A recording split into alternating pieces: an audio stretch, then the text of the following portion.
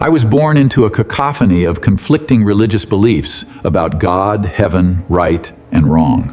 I thought the way to survive was to stay with those that spoke the same ideas. I sat around my ideological fire, holding up mirrors to one another, mistaking the reflection of my own biases for the light from the divine.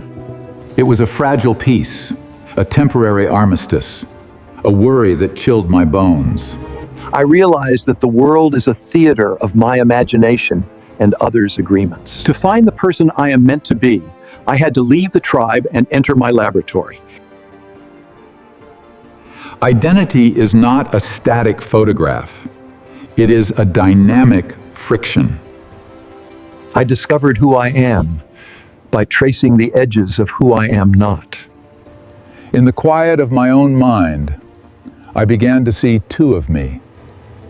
There was the me of current embodiment, carrying the weight of habit, trophies, and scars. And there was the comparison to me, the hypothesized potential standing out of my reach.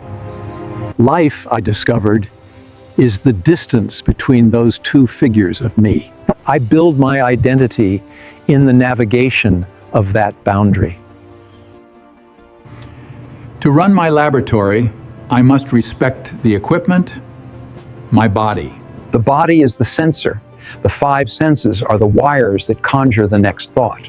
I learned that you cannot find truth through a cracked lens. But what's seen as a distorted view is called normal, because I don't have a comparison of me.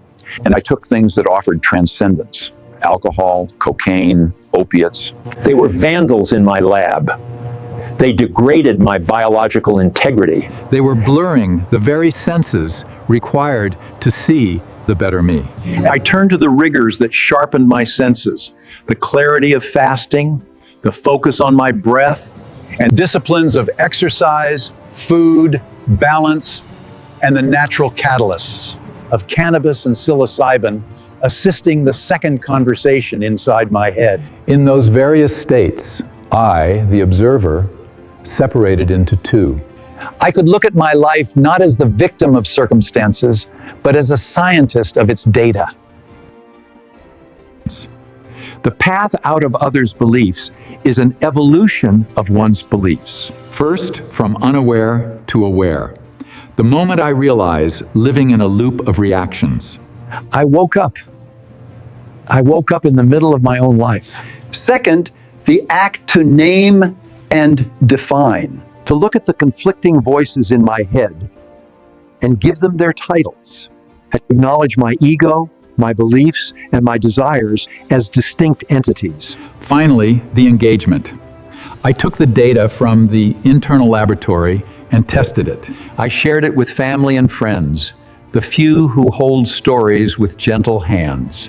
And then into the world's judgment, no longer asking consent, simply being me. I look back at the man I was in youth, midlife, and even 10 days ago.